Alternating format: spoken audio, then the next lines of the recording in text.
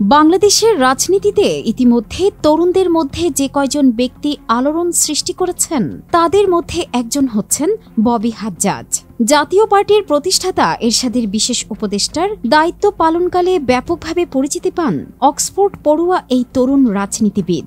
যদিও তার পিতা মুসা বিন শমসের নানা কারণে বাংলাদেশে আলোচিত ব্যক্তি, 2014 সালের নির্বাচনে জাতীয় পার্টিকে বিতর্কিত সেই নির্বাচন থেকে সরব ছিলেন ববি হাজ্জাজ। পরে জাতীয় পার্টির রাজনীতি ছেড়ে নিজেই গড়ে তোলেন জাতীয়তাবাদী গণতান্ত্রিক আন্দোলন নামে একটি রাজনৈতিক দল। দলটি গঠনের পর থেকেই ব্যাপক হারে সরব হন রাজনীতিতে, পাশাপাশি চালিয়ে যান তার শিক্ষকতা পেশা নর্থ সাউথ ইউনিভার্সিটিতে।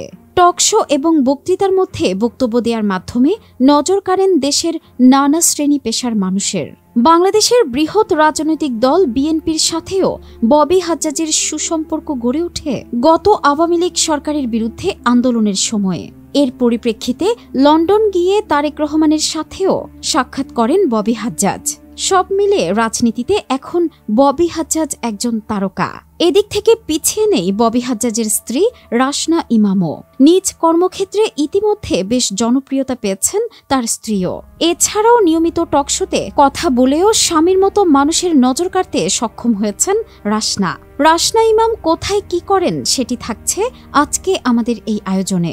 রাজনৈতিক অঙ্গনের নানা ইতিহাস ও তথ্য পেতে আমাদের চ্যানেলটি সাবস্ক্রাইব করে বেল বাটনটি প্রেস করে রাখুন।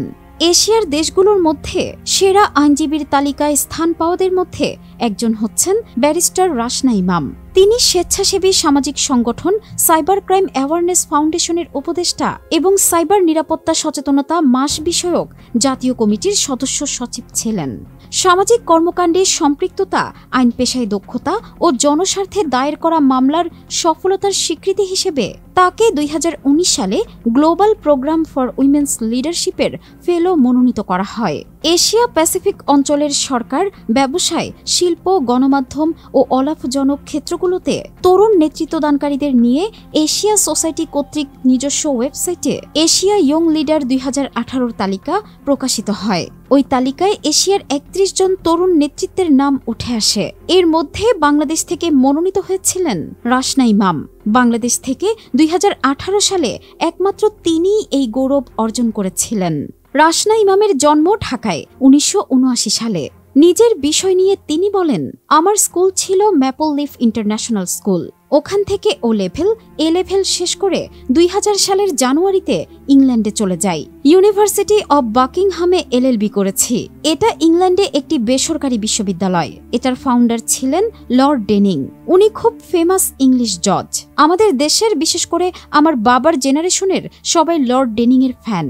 2001 সালের ডিসেম্বরে LLB শেষ করেন রাশনা ইমাম। তারপর 2002 সালে 9 মাসের একটা LLM masters of law course সেখানেই করেন। LLM শেষ করার পর সে বছরের সেপ্টেম্বরেই লন্ডনে ব্যারিস্টারি পড়া শুরু করেন। লিংকন জেনের মেম্বার হয়ে সিটি ইউনিভার্সিটি থেকে ব্যারিস্টার পাশ করেন। 2003 সালে বারেট ল পড়া শেষ করে বাংলাদেশে চলে আসেন রাশনা। 2003 সাল থেকে 2006 সালের আগস্ট পর্যন্ত বাবার সঙ্গে প্র্যাকটিস করেন। 2006 সালের শেষে আরেকটি মাস্টার্স ডিগ্রি নিতে আবার লন্ডনে চলে যান। এ বিষয়ে রাশনা বলেন, এটা খুব কম্পিটিটিভ ও টাফ একটা ডিগ্রি। এটার নাম BCL। অক্সফোর্ড ইউনিভার্সিটি থেকে 1 বছর পরে মেধার স্বাক্ষর রেখে এই ডিগ্রি অর্জন করি। এই ডিগ্রি বাংলাদেশে ডক্টর কামাল হোসেন সহ হাতে গোনা কয়েকজনের আছে। আমার জানা মতে এখন পর্যন্ত বাংলাদেশের কোনো মেয়ের এই ডিগ্রি নেই। 2007 সালে BCL ডিগ্রি সম্পন্ন হয়। তারপর লন্ডনে বিশ্বের অন্যতম নামকরা ল ফার্ম ব্রেকার অ্যান্ড মেকাঞ্জির লন্ডন অফিসে 1 বছরের মতো চাকরি করি। এখানে আমার স্পেশালাইজেশন ছিল কর্পোরেট ল। ব্রেকার অ্যান্ড মেকাঞ্জির লন্ডন অফিসে তার মন টেকেনি। এই দুর্লভ সুযোগ হাতছাড়া করে কিছুদিন পর চলে আসেন মাতৃভূমি বাংলাদেশে। বিদেশে অর্জন করা অভিজ্ঞতা দেশের কল্যাণে কাজে লাগাতে চান। আইনের জগতে অবদান রাখতে চান এই আইনজীবী। বর্তমানে দেশের বৃহৎ শিল্পগোষ্ঠী এবং বহুজাতিক কোম্পানিগুলোকে আইনি পরামর্শ এবং সহায়তা দিয়েছেন ব্যারিস্টার রাশনা ইমাম।